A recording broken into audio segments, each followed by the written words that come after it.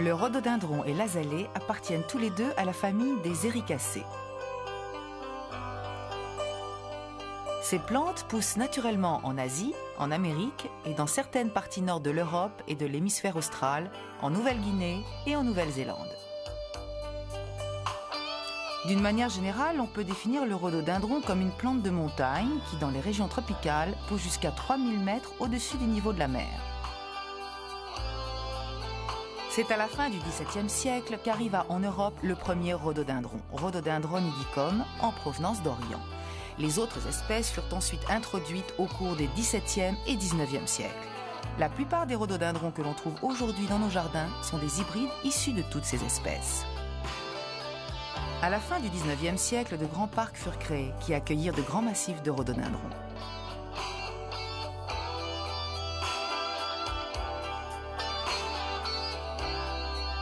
Le rhododendron est une plante dont la durée de vie varie selon le milieu ambiant de 60 à 70 ans. Selon les espèces, sa taille peut aller de 30 à 40 cm à 7 mètres.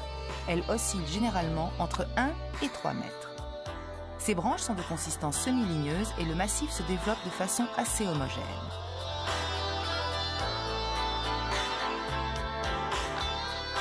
La plupart des espèces ont des feuilles persistantes, résistantes, généralement de couleur vert foncé.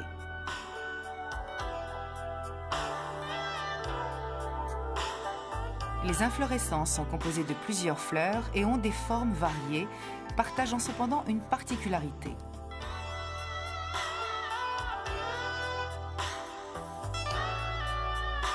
La première pousse apparaît dans un bourgeon caractérisé par de nombreuses écailles qui se détachent à l'ouverture de l'inflorescence.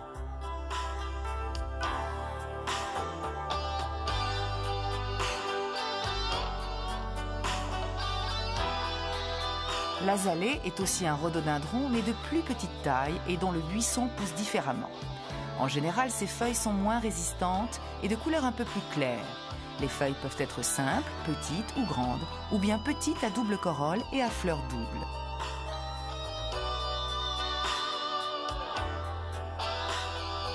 Les rhododendrons et les azalées fleurissent habituellement au bout de 2 ans, mais ce sont des espèces qui, dès la première année de floraison, nous réjouissent de la splendeur de leurs fleurs. Pour la culture en extérieur, demandez aux pépiniéristes des rhododendrons et des azalées qui résistent bien au froid et au gel. Par contre, si vous souhaitez cultiver une azalée chez vous, dans votre appartement, préférez l'espèce Simsii, dont la caractéristique est de fleurir en hiver.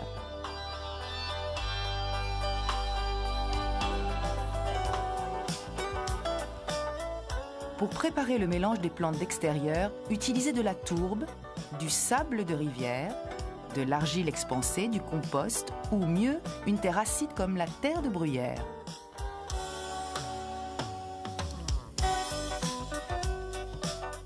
Pour que votre plante dispose du substrat idéal, autrement dit d'une terre qui offre un développement régulier des azalées et des rhododendrons, il n'est pas nécessaire d'utiliser des mélanges compliqués. Une bonne terre de bruyère, débarrassée du plus gros des racines, mélangée à du sable dans un rapport de 3 à 1, c'est-à-dire 3 volumes de terre de bruyère pour un volume de sable, fait l'affaire. Un apport d'engrais à ce mélange n'est pas nécessaire si vous prenez la précaution de remplacer ce substrat tous les ans. Quelques règles doivent être suivies pour la plantation de l'azalée. Tout d'abord, placez au fond du pot une couche de 2 à 3 cm de gravier rond qui facilite l'évacuation de l'eau.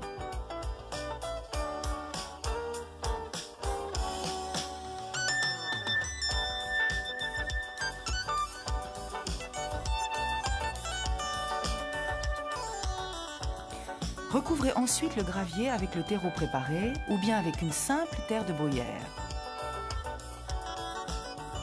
Le pot ne doit pas être beaucoup plus grand que celui d'origine. Les jeunes plantes prêtes à être plantées pour les terrasses et les balcons doivent mesurer au moins 25 à 30 cm.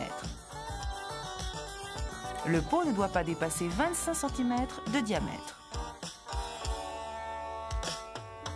Les azalées poussent mieux lorsqu'elles disposent chacune d'un pot. Nous vous déconseillons de les cultiver dans des jardinières regroupant plusieurs plantes, car le développement particulier de leurs racines et la forme qu'elles adoptent les rendent inadaptées à ce type de réceptacle.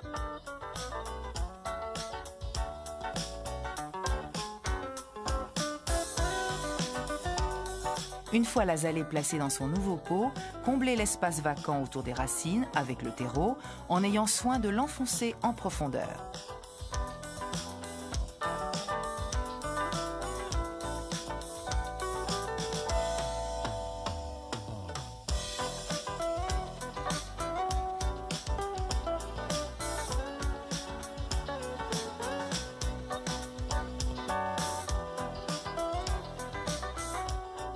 La terre doit être tassée pour bien permettre aux racines de bien adhérer au nouveau substrat et garantir à la plante la stabilité nécessaire.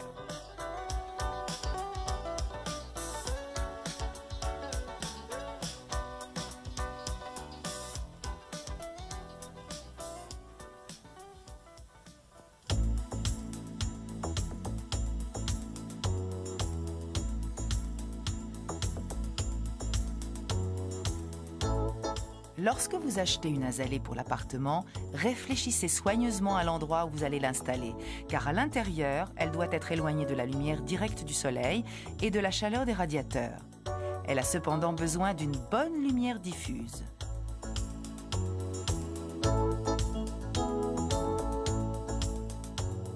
Les rhododendrons sont des plantes qui ne demandent pas beaucoup d'eau dans la mesure où ils ne transpirent pas en abondance. S'ils sont plantés dans un mélange de terre de bruyère et de sable, comme nous l'avons indiqué, les arrosages sont espacés car ils retiennent l'eau assez facilement. Mais attention, il est important que le substrat ne soit jamais sec. Nous vous recommandons toujours d'arroser avec un arrosoir à bec long pour pouvoir atteindre toutes les parties du pot sans abîmer les branches et les fleurs.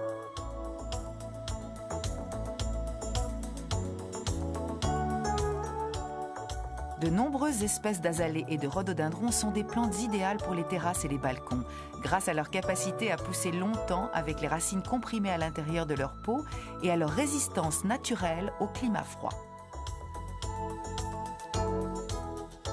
Cette utilisation donne de bons résultats à condition d'observer les exigences d'exposition requises par les azalées. Vos plantes doivent être situées de façon à ne pas recevoir directement les rayons du soleil. Choisissez donc leur place en fonction de l'orientation de la maison.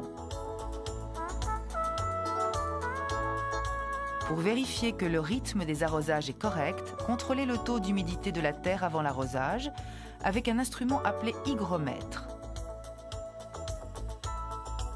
Sa lecture vous indique si le terrain est sec et a donc besoin d'être hydraté.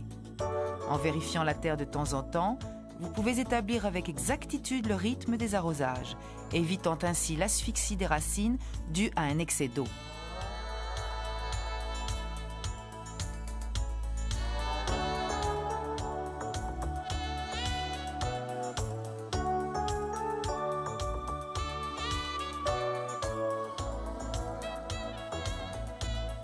La technique la mieux indiquée pour donner à l'azalée et au rhododendron la quantité d'eau nécessaire est celle de l'imbibition. Chaque pot est doté d'une soucoupe à l'intérieur de laquelle s'évacue l'eau versée. Le mélange de terre étant d'une bonne capillarité, il n'absorbe que la quantité nécessaire à la plante.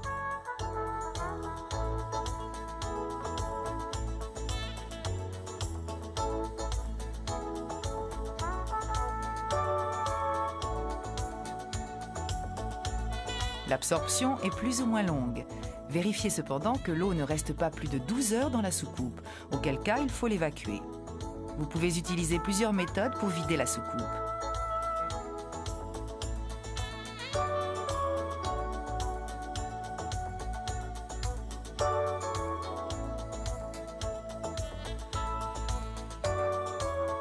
Cependant, si le pot est trop lourd pour être soulevé, servez-vous d'une petite éponge de ménage qui absorbe parfaitement l'excès d'eau.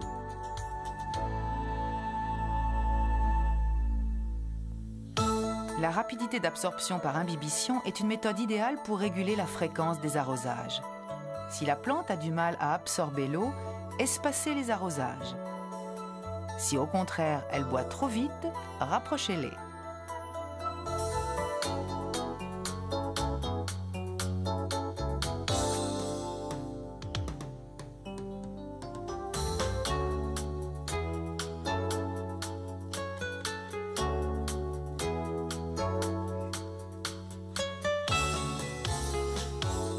Lorsqu'on cultive un rhododendron ou une azalée à l'extérieur pendant la période printemps-été, il faut nettoyer le pot des feuilles sèches et des herbes, ce que vous ferez au moins une fois par mois.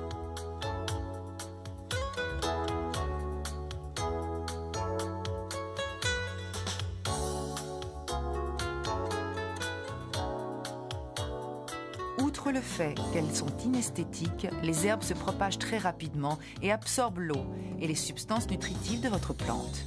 Au cours des arrosages, les feuilles sèches peuvent pourrir et donner naissance à des champignons ou encore servir d'abri aux petits parasites nuisibles.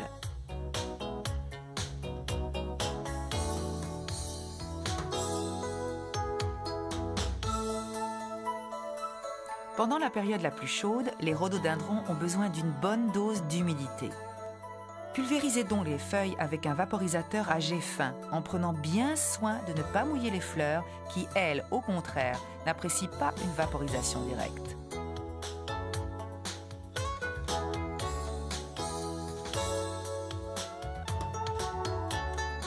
Il est préférable d'utiliser de l'eau de pluie ou tout au moins de l'eau non calcaire pour éviter les dépôts calcaires sur les feuilles.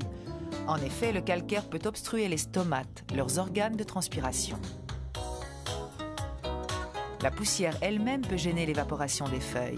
Il est donc conseillé de les nettoyer une fois par mois avec une éponge humide.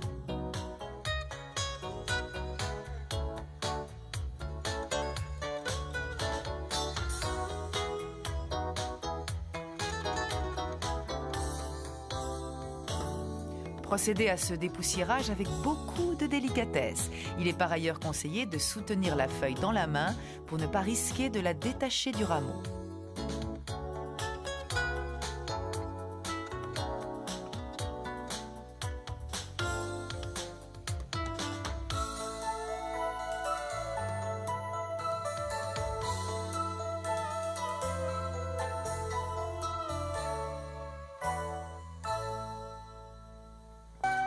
Les rhododendrons sont des plantes qui demandent beaucoup d'attention quant à la fréquence des arrosages.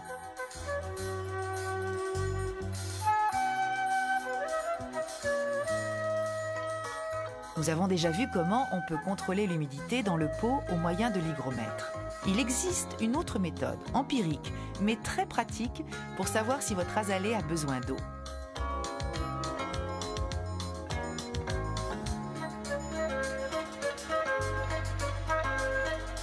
C'est faire pousser dans le même pot un plant de basilic. Cette plante a tendance à s'affaisser dès que la terre manque d'eau. Elle constitue donc une mesure d'hygrométrie fiable pour les azalées et les rhododendrons. Cette méthode nous permet en plus de cultiver une plante très utile pour préparer des plats délicieux.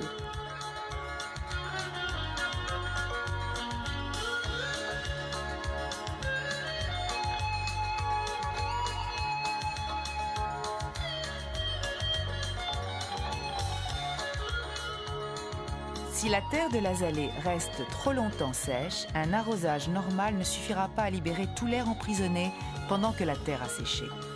La seule solution consiste à immerger le pot dans un récipient rempli d'eau en évitant que l'eau ne déborde du pot.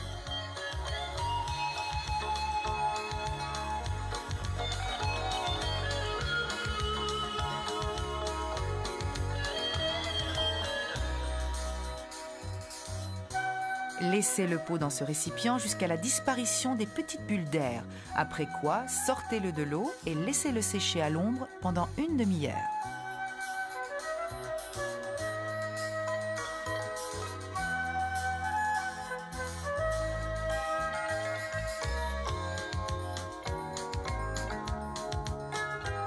Le rhododendron peut être reproduit facilement en donnant naissance à une nouvelle plante au moyen de la bouture.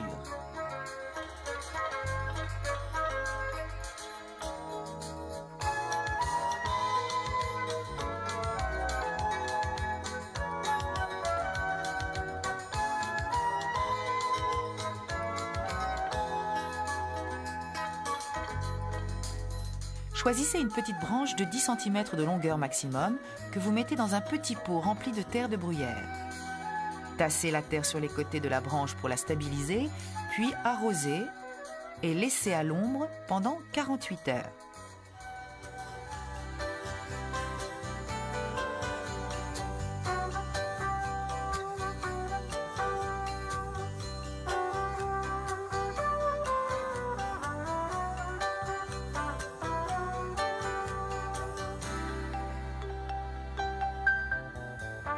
Une fois l'appareil radiculaire bien formé, sortez la jeune plante de son pot et rempotez-la dans un nouveau pot qui abritera un magnifique rhododendron.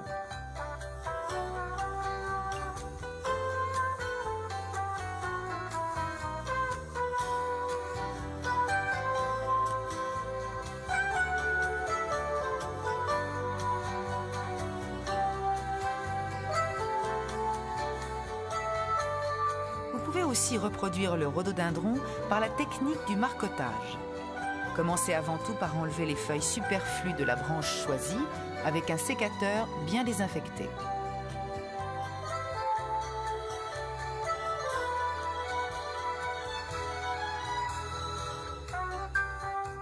Puis, avec un greffoir ou un canif, entaillez la tige en biseau en ayant soin de ne pas couper la branche complètement.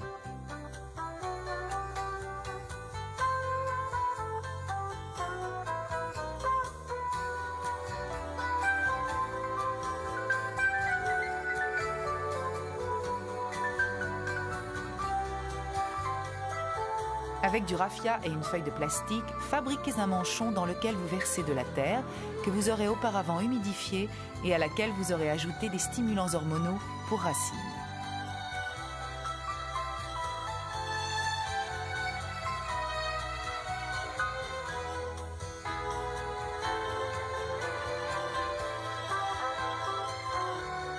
Faites adhérer la terre à la branche en enfermant cette dernière dans le manchon attaché avec le raffia.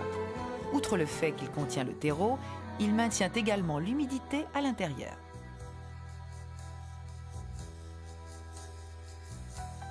À partir de cette entaille, la plante produit de nouvelles racines. Lorsqu'elles sont bien formées, vous pouvez alors ouvrir le manchon, couper complètement la branche et la mettre en pot.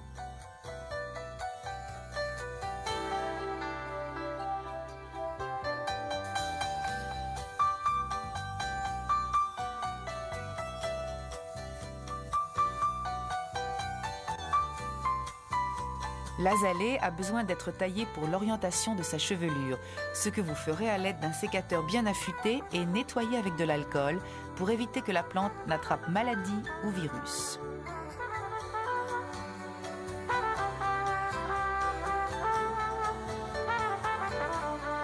Les tailles sont effectuées légèrement en biais pour éviter que l'eau de pluie ne stagne sur la surface taillée, ce qui peut être source d'installation de maladies.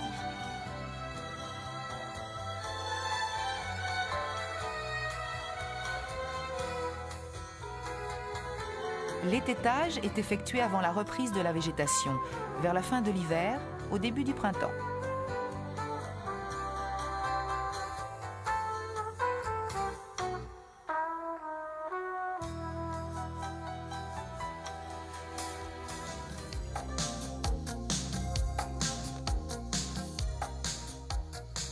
Apportez de l'engrais aux azalées dans la période précédant la floraison, même si en général elles n'ont pas besoin d'un apport nutritif important si la terre a été renouvelée tous les ans. L'engrais a une influence sur la croissance générale de la plante et sur la formation des fleurs. L'azote est l'élément nutritif le plus important. Une faible croissance est le signe d'une carence en azote.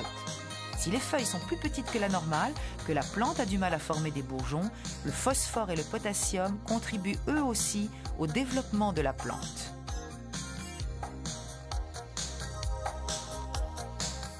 Administrez aux azalées un engrais ternaire composé des 3 éléments cités, dilué dans de l'eau et dispensé une fois tous les 15 jours au cours de l'arrosage.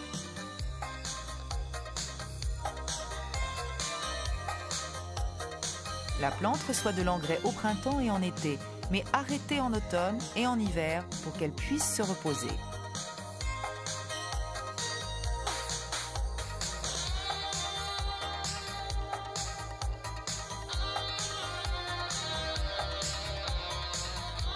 Nous avons déjà vu où il était préférable de placer l'azalée dans la maison.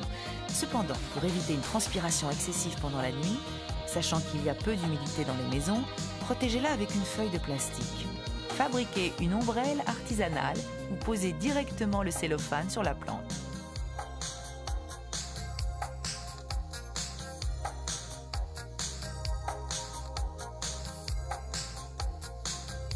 Dehors, les rhododendrons souffrent plus du soleil que du froid hivernal. Il faut cependant prodiguer quelques soins aux plantes en pot, surtout si vous habitez dans une région où la température descend très en dessous de zéro. Pour empêcher le gel de pénétrer en profondeur, installez un paillis. Vous pouvez utiliser du polyuréthane en morceaux, enfermé dans un sac de polyéthylène transparent perforé, dont vous parsemez toute la surface du terrain.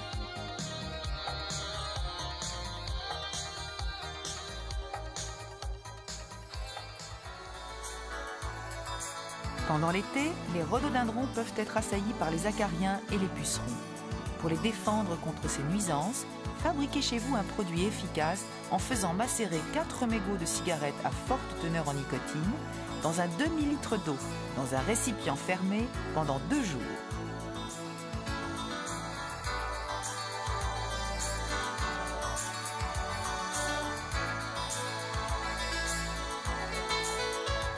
Ensuite, filtrez la solution et vaporisez la plante une fois avec la solution non diluée.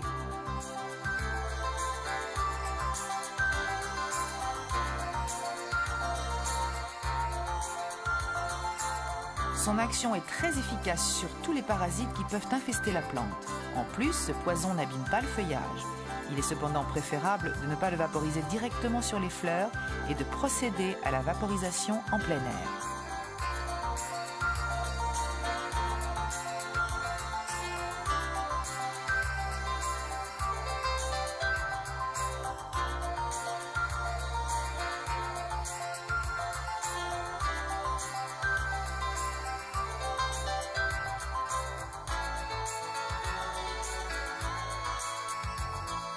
Contre la mouche blanche, de toutes petites mouches que l'on voit sautiller autour de la plante, utilisez un traitement efficace avec un insecticide. Il existe dans le commerce de nombreux produits naturels ou chimiques.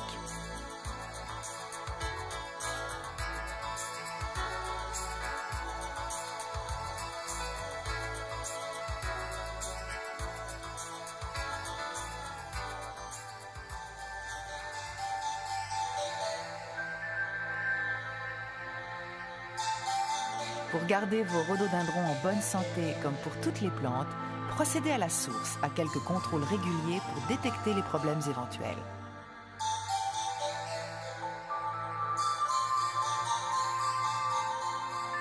Examinez les tiges et les feuilles aussi bien dans la partie supérieure que dans la partie inférieure, surtout au printemps et en été.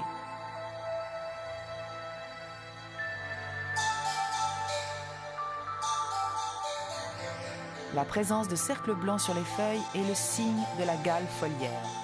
Traitez avec du malathion dilué et renouvelez l'opération au bout d'1 semaine en évitant de toucher les fleurs.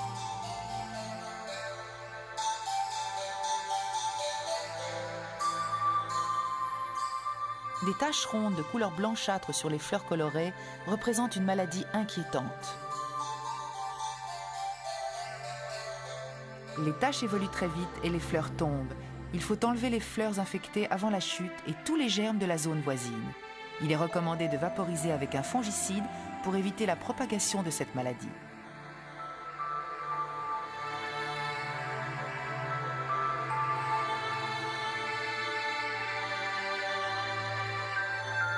Les feuilles sont aussi souvent abîmées si vous utilisez un lustrant pour feuilles. Les vaporisations peuvent également entraîner des brûlures. Il suffit alors de retirer la feuille et d'éviter de vaporiser sous un soleil trop fort.